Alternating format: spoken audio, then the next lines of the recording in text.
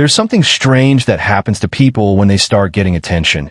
And if you've ever seen someone suddenly change their behavior, their personality, or even the way they talk after gaining followers, views, or recognition, what you're witnessing is not confidence. It's transformation under pressure, because attention doesn't just expose who you are, it reshapes who you become. And most people don't even realize it's happening to them while it's happening. At first it feels harmless. Someone posts a video, it gets more views than expected. People start liking it, commenting, sharing it, and for the first time they feel seen. And that feeling is powerful because human beings are wired for validation. We want to be noticed, we want to be acknowledged, we want to feel like we matter. And when the internet gives you that instantly, your brain registers it as a reward, something valuable, something worth repeating.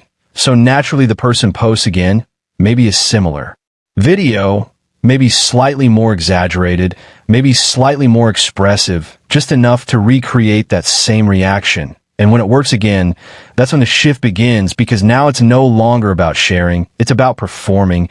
And there's a difference between the two that most people fail to notice. Sharing comes from authenticity, performing comes from expectation, and once expectation enters the picture, behavior starts adapting to it. People begin to observe what gets more likes, what gets more comments, what gets more engagement, and slowly they stop asking, what do I want to say, and start asking, what will people react to? And that question changes everything, because now the content is no longer a reflection of the person, it's a reflection of the audience. And over time, the person starts becoming a version of themselves that is optimized for attention rather than truth.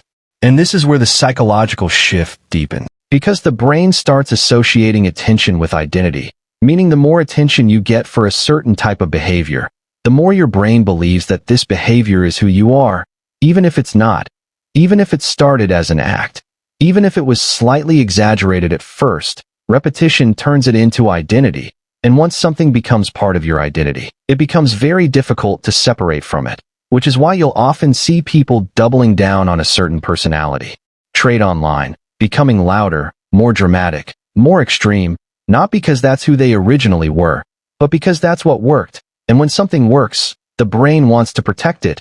It wants to maintain it. It wants to grow it, even if it means sacrificing authenticity in the process. And this is where attention becomes dangerous, because it creates a feedback loop. The more attention you get, the more you adapt your behavior to keep it.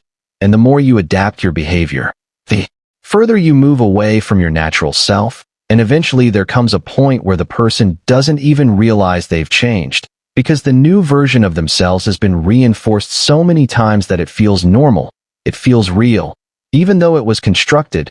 And this is not just theory. You can observe this pattern everywhere. People who were once quiet becoming overly expressive, people who were once genuine becoming calculated, people who were once private suddenly sharing every detail of their life. And from the outside it looks like growth, confidence, or success. But internally it's often confusion, because maintaining a version of yourself that is built around attention is exhausting.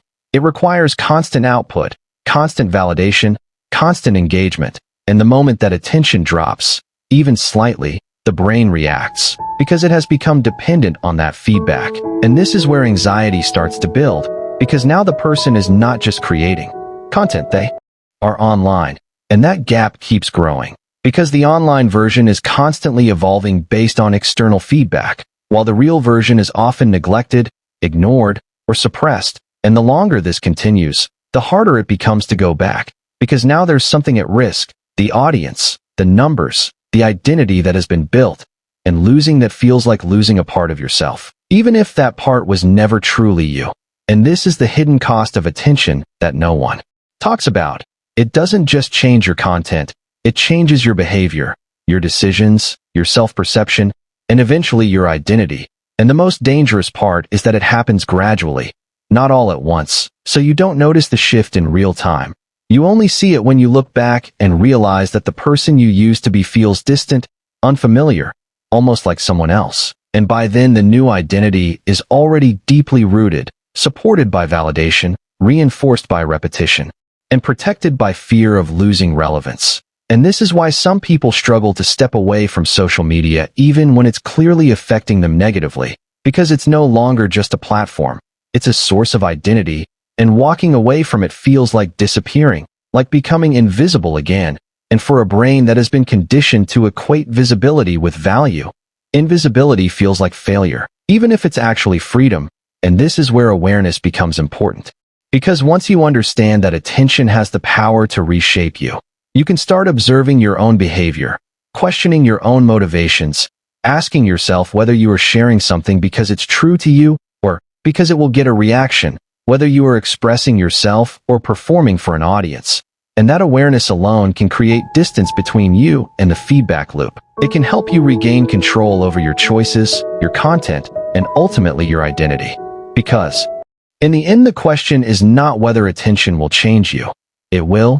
The real question is whether you are aware enough to decide how much of that change you're willing to accept, and whether you're in control of it, or it's in control of you. If this made you think differently, hit like so more people see it. Subscribe for more real, no-filter breakdowns like this. And drop a comment. I want to know your take on this.